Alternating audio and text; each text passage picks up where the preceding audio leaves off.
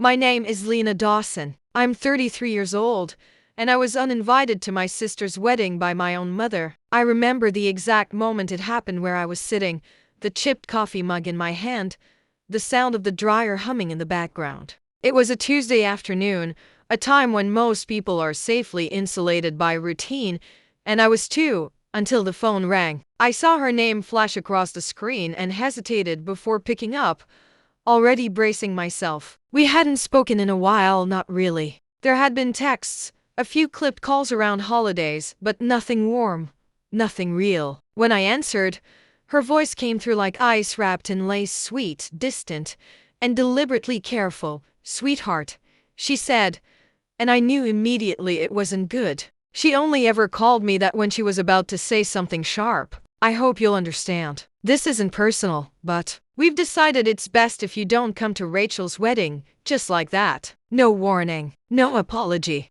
Just a decision made without me and already finalized. I didn't say anything at first. I couldn't. The words had to pass through every scar they reminded me of, and each one hurt more than the last.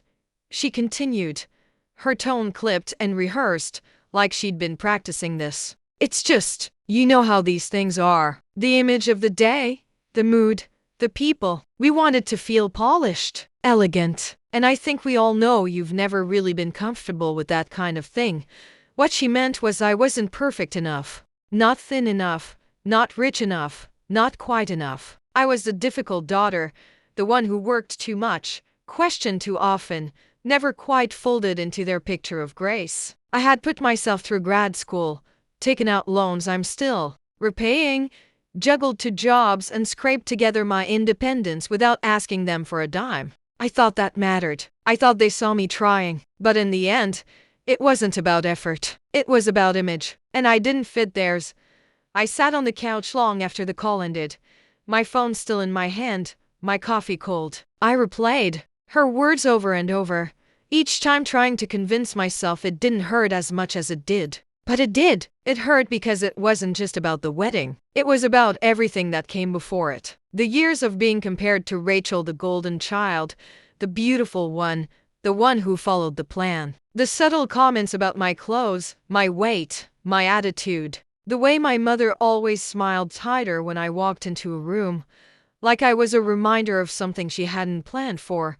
I didn't argue with her. I didn't beg for an invitation or demand an explanation. I just said, "Okay," and hung up. Not because I was okay, but because I knew there was nothing I could say that would change her mind. She'd already decided where I belonged, and it wasn't at the table. So I stayed quiet. I let the silence speak for me. But inside, something shifted. It wasn't anger exactly. It was colder than that, more settled. A kind of calm resolve that only comes when you finally accept the way someone chooses not to love you.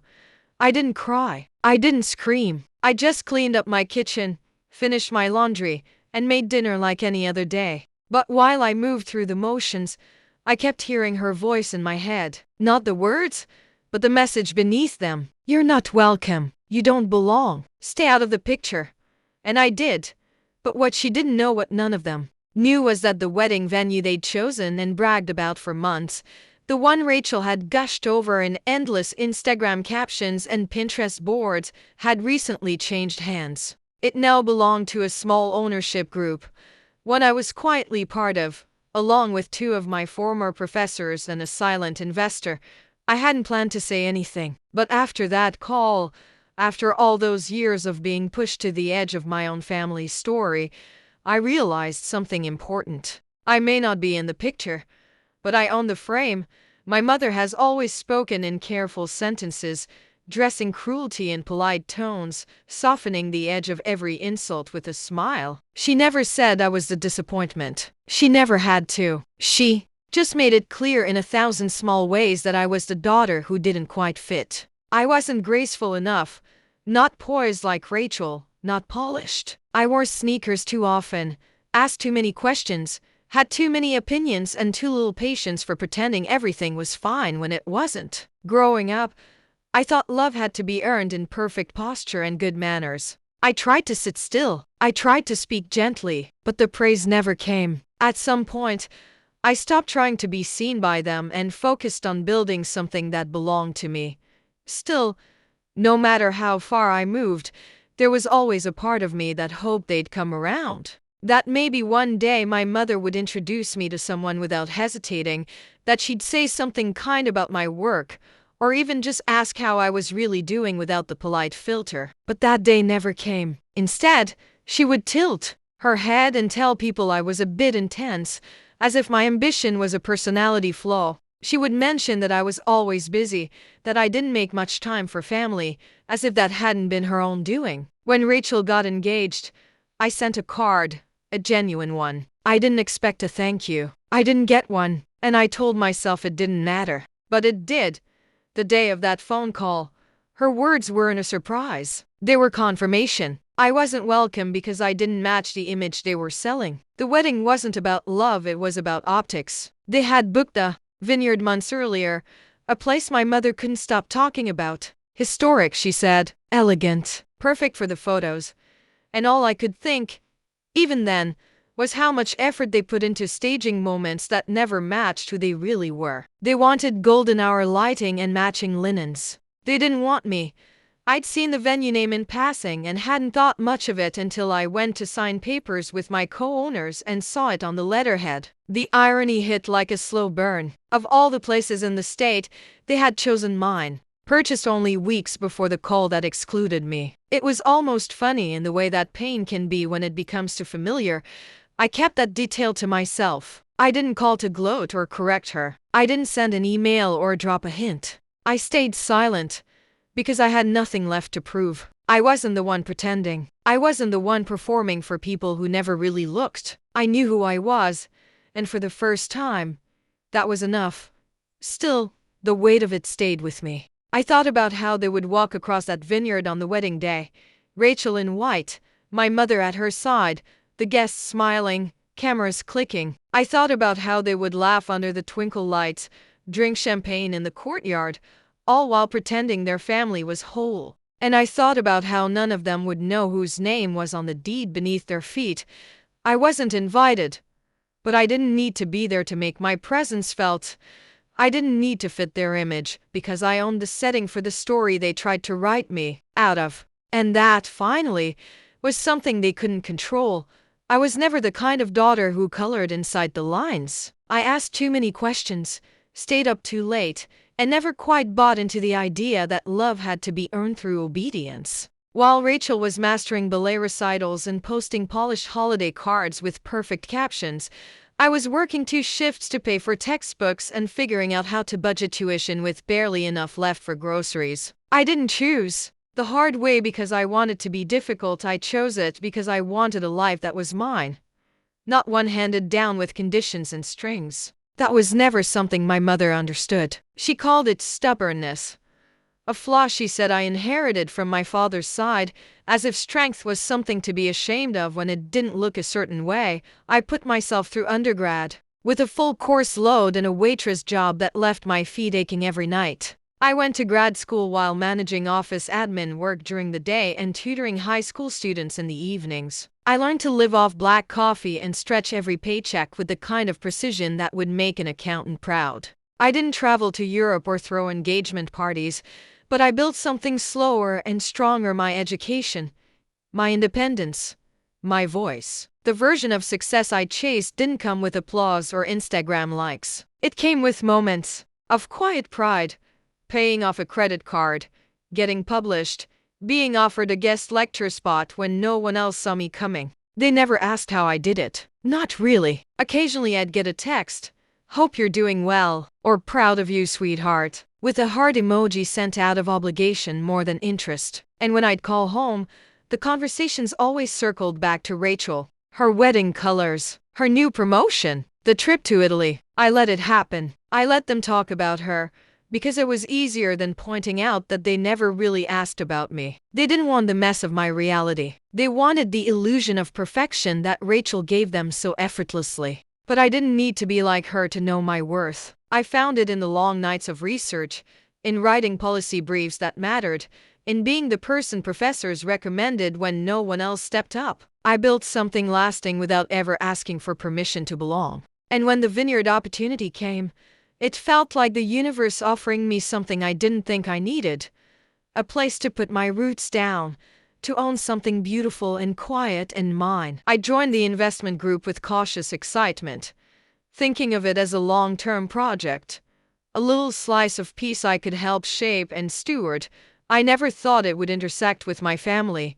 I never imagined the same people who had pushed me aside for so long would end up celebrating on my land, under my name, without ever knowing. But maybe that's the part that felt the most like justice, not revenge, not spite, just a quiet symmetry of life aligning in unexpected ways, because the truth is, I didn't become the woman I am to prove anything to them. I didn't earn degrees and sign contracts and lose sleep over research papers so I could earn a seat at a table that never had space for me to begin with. I did it because I had to, because I couldn't live my life waiting for people to notice me. And even though it hurt deeply to be excluded again, to be told in soft words that I wasn't good enough for the family photo, I had something they never expected.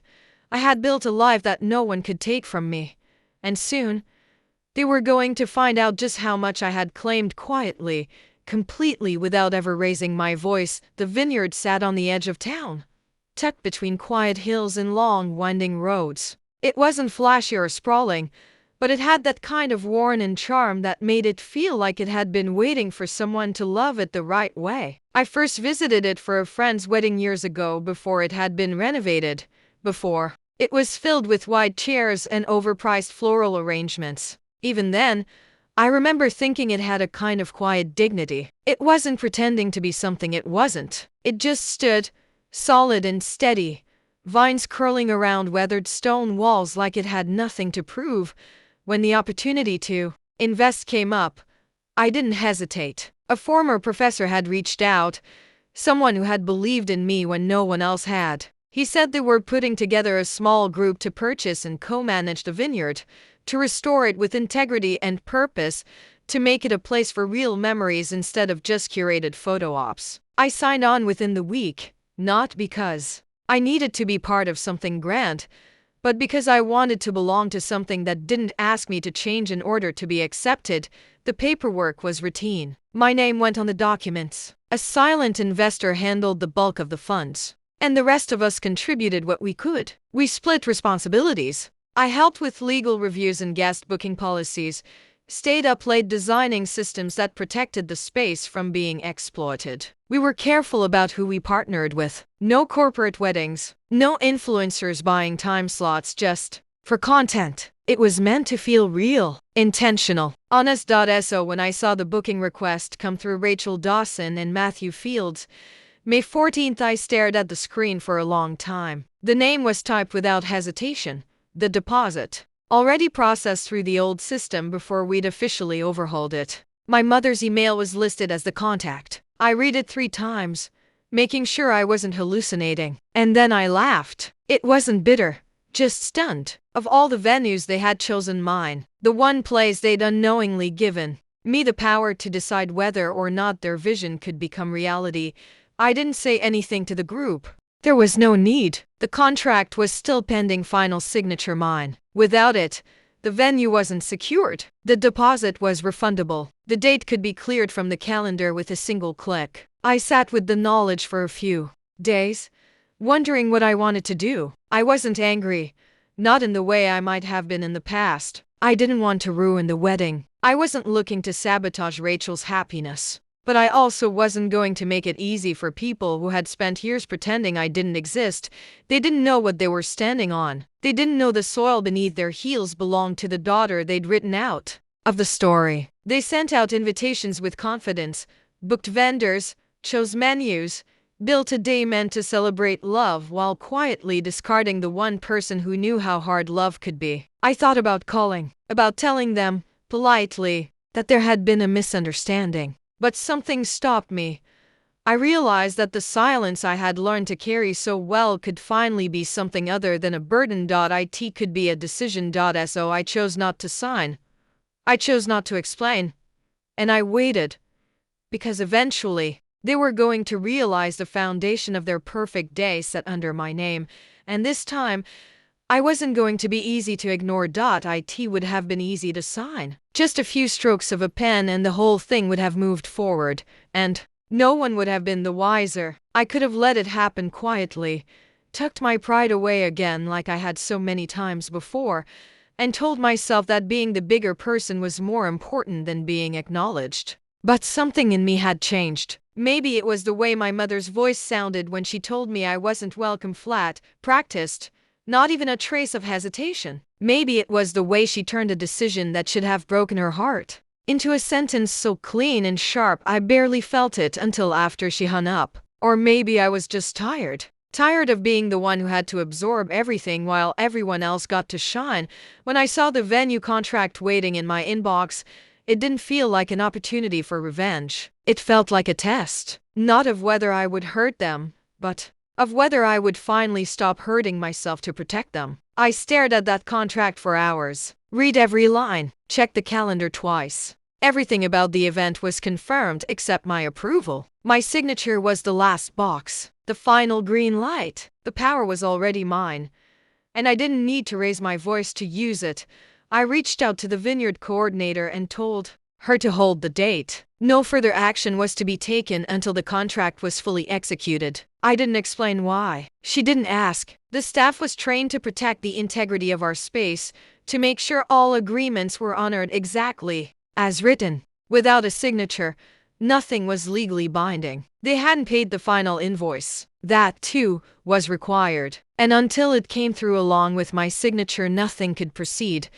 The thing that struck me most was how calm I felt. There was no bitterness in the way I wrote the email, no shaking in my fingers when I typed my instructions. Just clarity. I wasn't making a scene. I wasn't showing up to throw accusations or demand apologies. I was simply doing what they never expected, holding my place, quietly, firmly, without explanation. It was a decision made from a place of stillness, from the long, invisible work I'd done to rebuild a self they never bothered to understand. They saw me as the difficult one, the misfit, the outlier who didn't belong in their curated world. But they had no idea how much ground I had covered, how much I had built when no one was watching. They had no idea that the very land they intended to celebrate their perfect image on had roots wrapped around my name. I didn't tell anyone, not my friends, not my colleagues. It wasn't about turning it into a story. It was about restoring something inside me. After all the years of being pushed to the edge of the frame, here I was, holding the cornerstone. And not once had they thought to ask who it belonged to. That was the part I couldn't let go of, not the exclusion, but the complete confidence they had in my silence. They assumed I would stay where they placed me, assumed I would never speak up, never step in, never be in a position to matter. And that assumption said everything about how they saw me. So I didn't yell. I didn't respond to Rachel's posts or call my mother to tell her what she'd done. I simply chose not to move, and waited, because sometimes the loudest thing you can do is nothing, especially when you know the whole day depends on you. It started small, like a crack in a porcelain dish, barely visible, but unmistakable if you were paying attention. The week of the wedding, I began receiving emails from the vineyard team flagged urgent, most of them CC'd to me as part of protocol. The coordinator had sent 2 reminders to the booking contact, both unanswered. The final payment hadn't been made. The contract still sat unsigned, pending the one thing they didn't realize: they needed my permission. I knew how this worked. Without that payment, and without my signature, the venue couldn't host a single guest. And now, 5 days out, the perfect day my family had built so confidently was starting to come undone. My phone rang. First it was an unknown number, then another, and then my mother's name lit up the screen like a warning. I didn't answer. I watched it ring until it stopped. Then she called again. Then Rachel. Then my father, who almost never called me unless it was to ask if I'd remembered someone's birthday. They didn't leave voicemails. I didn't expect them to. Voicemails left room for evidence, and my family was careful with their tracks. They'd never outright admit they needed me. They would just call until they wore me down. I let the phone ring. I sat on my couch, barefoot and calm, sipping coffee while the calls came in waves. It felt strange how steady I was. A younger version of me would have cracked under the sound of their urgency, would have responded immediately, just to keep the peace, just to stop being the problem. But I wasn't her anymore, and they had made it clear I wasn't family when it counted, when it was about showing love, not just appearances. Later that evening, I got a message from the vineyard staff. Bride's mother and planner have contacted us multiple times. We've informed them the contract is still incomplete, awaiting your decision. It was professional, neutral, but I could feel the tremor in their world from the other side of the screen. My mother hated delays. She especially hated not being in control. The calls turned into texts, paragraphs from Rachel asking if I knew anything about a miscommunication, lines from my mother like, "We really need your help. I'm sure this is all a mistake." My father even sent one saying, "If there's something you're upset about, can we talk like adults?" I laughed bitterly at that one. As if adult conversations had ever been an option in this family. As if silence wasn't something they trained me into, year after year, until I stopped expecting my voice to carry weight. I didn't reply. Not yet, because sometimes power looks like being unreachable. I had spent so much of my life trying to make myself small enough to fit into their story. And now, they couldn't move forward without me. It wasn't revenge I felt, it was restoration. Not because I wanted to ruin their day, but because I needed them to feel what it meant to be left out. To be on the outside of something that matters. To be the one whose presence or absence had consequences. I didn't celebrate their panic, but I didn't pity it either. They made it clear I wasn't part of their picture. Now they were beginning to realize the frame was mine. The message came late in the evening, just past 10, when the sky outside my window had gone soft with stars and the world had finally quieted down. My phone buzzed once, then went still. It was from Rachel. No subject line. No greeting, just 4 words that hung heavy on the screen. "What's going on, Lena?" There was no punctuation, no apology, just confusion, maybe fear, threaded between the letters. I stared at the message for a long time before setting my phone down. She hadn't spoken to me in months, not even a thank you for the engagement card I sent. But now, 3 days before her wedding, she remembered I existed. I made a cup of tea and walked barefoot through the kitchen, my mind clear. I didn't feel angry. I didn't feel cruel. I felt like someone who had been holding a truth so tightly for so long that it had reshaped the way I carried myself. I thought of the silence that had been asked of me for years, the way I was expected to smile and sit at the edges, to clap for moments I wasn't invited into. And now, they were all at the edge of something, and I was the one holding the gate. Another message followed a few minutes later. "Please, we need this. I don't know what happened, but if you have anything to do with it, just tell me. We'll figure it out." The desperation was subtle, but it was there. For the first time in my life, Rachel wasn't polished or certain. She was trying to speak to me like a sister, not from a pedestal, but from a place of need. And still, I didn't respond right away. I finished my tea, folded the throw blanket on the couch, and looked around my apartment, the life I'd built with my own hands. Every piece of furniture thrifted, every degree earned, every inch of space fought for. I had learned to live without their applause. I had learned to be my own center. Finally, I picked up my phone, opened her message, and typed a reply. It wasn't long. I didn't pour out a lifetime of pain or list the years I had been left out. I didn't ask her to explain herself or relive the phone call where our mother had told me I wasn't good enough to attend. I simply wrote, "I thought I wasn't welcome." I hit send and placed the phone face down on the table. I didn't wait for a reply. I didn't need one, because for once, the weight of that silence didn't belong to me. It belonged to them. They were the ones now wondering what they'd missed, what they'd overlooked, who they had underestimated. And I knew that message would land heavier than any accusation I could have thrown, because the truth doesn't always scream.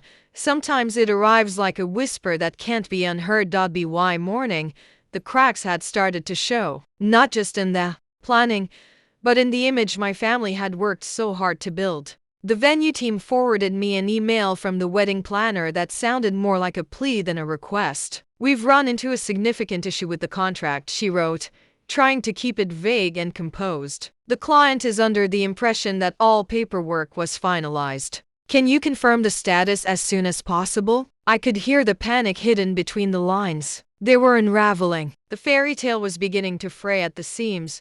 Later that day, I got another email, this time from my mother. I read it 3 times before closing my laptop. It was exactly what I expected.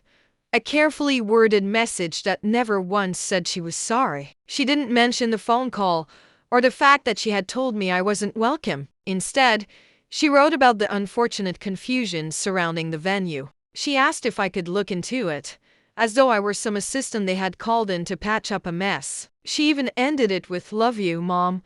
Like that would erase the sting of every word that had come before. The absurdity of it almost made me laugh. For years, they had positioned me as the outsider, the one too different, too blunt, too unwilling to play along. And now, the same woman who had told me I didn't fit the image of the day was asking me to fix the thing she didn't realize I had built. I closed the message without replying. Across social media, I saw Rachel's updates grow quieter. The usual countdowns and hashtags disappeared. The perfect day they had curated so publicly was suddenly missing from the timeline. Friends began messaging me privately, asking if everything was okay. One even wrote, "Did something happen with the venue? Rachel seems off." I didn't respond. It wasn't my job to explain. I kept imagining the rehearsal, the moment when the planner would have to tell them the ceremony couldn't proceed without final approval. The moment Rachel would have to say out loud whose name was on the deed. I imagined my mother's face, tight with disbelief, and my father's silence, his usual way of avoiding shame. I wondered if they would finally feel what I had felt for so many years, unseen, disregarded, disposable. But I didn't want them to feel humiliated. That wasn't what this was about. I wanted them to feel the weight of their decisions. I wanted them to know what it meant to be left out, not for drama, not for punishment, but so they could finally understand the cost of exclusion. You can only push someone to the edge for so long before they stop waiting to be invited in. Sometimes they build something better outside the walls.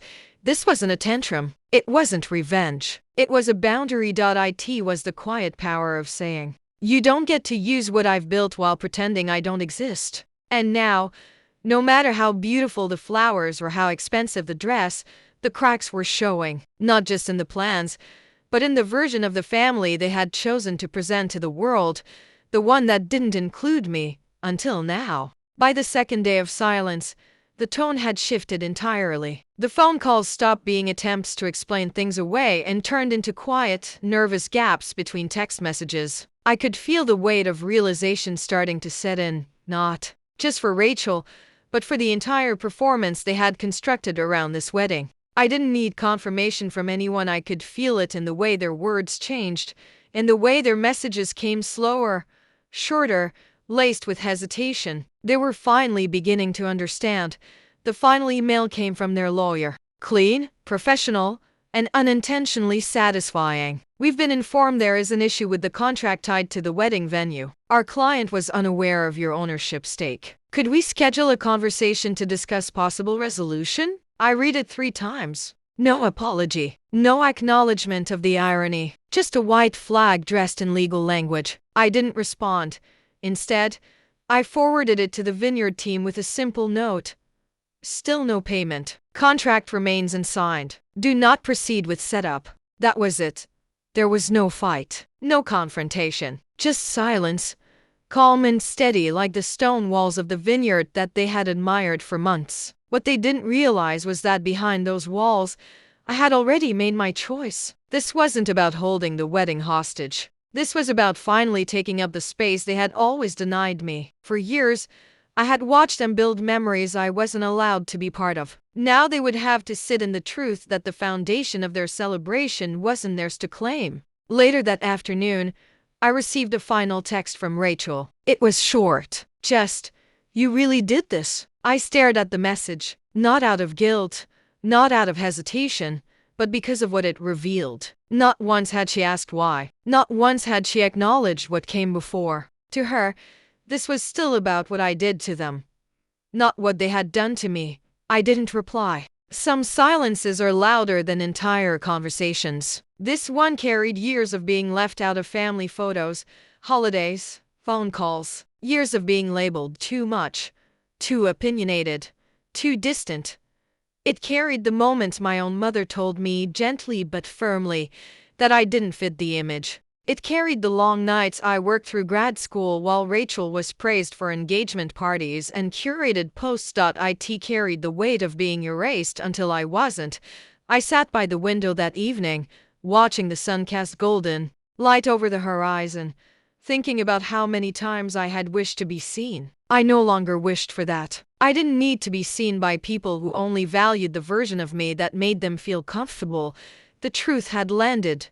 Not with fireworks, not with revenge, but with a quiet finality that couldn't be undone.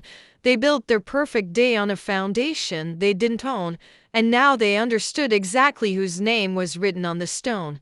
The morning of the wedding arrived with clear skies and soft light, the kind of day that would have made for perfect photos. The vineyard looked beautiful from a distance. I saw it through the trees from the hill behind my apartment, where the path winds high enough to catch the edges of the property. The vines were full, the courtyard quiet, and the gates at the front remained locked, just as I instructed. No decorations, no music, no laughter, just stillness and the soft rustle of wind through the leaves. There had been no last-minute miracle, no sudden understanding, no rewritten contract. The final payment never came. My signature never appeared. The venue remained closed, untouched by the celebration that was meant to unfold within it. I hadn't needed to call anyone. I didn't post. I didn't gloat. I simply let the silence do what words never could.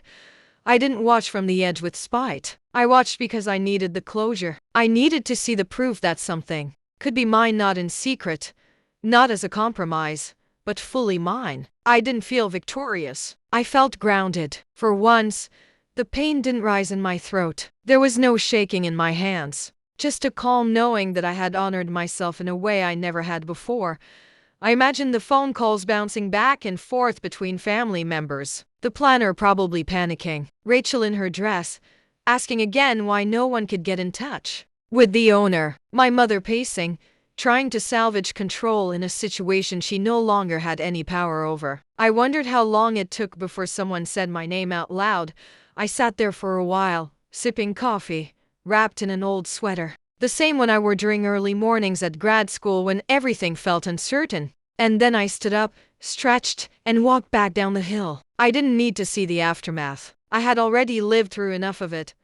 Back at home, I cleaned my apartment, folded laundry, and lit a candle in the kitchen. I made lunch, watered the plant in the windowsill, and turned on music. Life didn't pause to mark the moment, and that felt right. This wasn't a climax. This was a continuation. A new chapter where I no longer waited for permission to belong. They had tried to erase me from their perfect day, to build something beautiful without acknowledging the roots they thought they had no reason to nurture. But those roots were mine. The land was mine. The decision had always been mine. They didn't get the wedding they dreamed of, but I finally got something they could never take back. Not approval, not an apology, but power. Not the loud kind, the quiet kind that comes from knowing you held your ground, spoke your truth, and closed the gate with grace, because sometimes the most powerful moment isn't the one where you're seen, it's the one where you no longer need to be.